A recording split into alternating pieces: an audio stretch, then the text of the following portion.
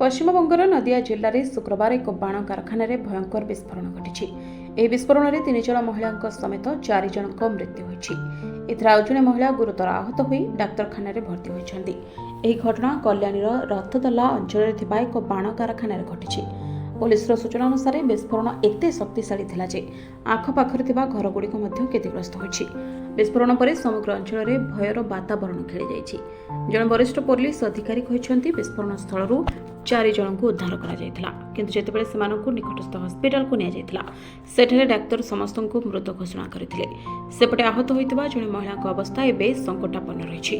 ସମସ୍ତ ମୃତକ ଏବଂ ଆହତଙ୍କୁ ଚିହ୍ନଟ କରାଯାଉଛି। ସେମାନେ କାରଖାନାର କର୍ମଚାରୀ ଥିଲେ କି ନାହିଁ ତାହା ଜାଣିବାକୁ ଆମେ ଚେଷ୍ଟା କରୁଛୁ ବୋଲି ପୁଲିସ ଅଧିକାରୀ କହିଛନ୍ତି। ବିସ୍ଫୋରଣ ପରେ କାରଖାନାରେ ନିଆଁ ଲାଗିଯିବାରୁ ସ୍ଥିତି ଆହୁରି ଭୟଙ୍କର ହୋଇଯାଇଥିଲା। ଅଗ୍ନିଶମ ବାହିନୀ ପ୍ରାୟ 1.5 ଘଣ୍ଟାର ପରିଶ୍ରମ ପରେ ନିଆଁକୁ ଆୟତ୍ତ କରିଥିଲେ।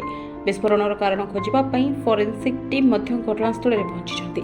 ବିସ୍ଫୋରଣ କିପରି ହେଲା ଏବଂ କାରଖାନାରେ ବାଣ ତିଆରି ପାଇଁ ଆଇନଗତ ଲାଇସେନ୍ସ ଥିଲା କି ନାହିଁ ତାହା ଏପର୍ଯ୍ୟନ୍ତ ସ୍ପଷ୍ଟ ହୋଇନାହିଁ। ପୁଲିସ ଘଟଣାର ତଦନ୍ତ ଆରମ୍ଭ କରିବା ସହ ମୃତଦେହଗୁଡ଼ିକୁ ବ୍ୟବଚ୍ଛେଦ ପାଇଁ ପଠାଇଛି।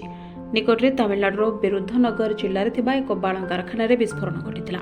ଏହି ବିସ୍ଫୋରଣରେ 6 ଜଣଙ୍କର ଶ୍ରମିକଙ୍କ ଜୀବନ ଚାଲିଯାଇଥିଲା। କେମିକାଲ ମିଶ୍ରଣ ପ୍ରକ୍ରିୟା ସମୟରେ ବିସ୍ଫୋରଣ ହୋଇଥିଲା। ବିସ୍ଫୋରଣ ଯୋଗୁଁ ଏକ ରୁମ୍ ସମ୍ପୂର୍ଣ୍ଣ ଧ୍ୱଂସ ହୋଇଯାଇଥିଲା। ଘଟଣାସ୍ଥଳରେ ଅଗ୍ନିଶମ ଏବଂ ଉଦ୍ଧାରକାରୀ ଦଳ ପହଞ୍ଚି ରେସ୍କ୍ୟୁ କାର୍ଯ୍ୟ କରିଥିଲେ।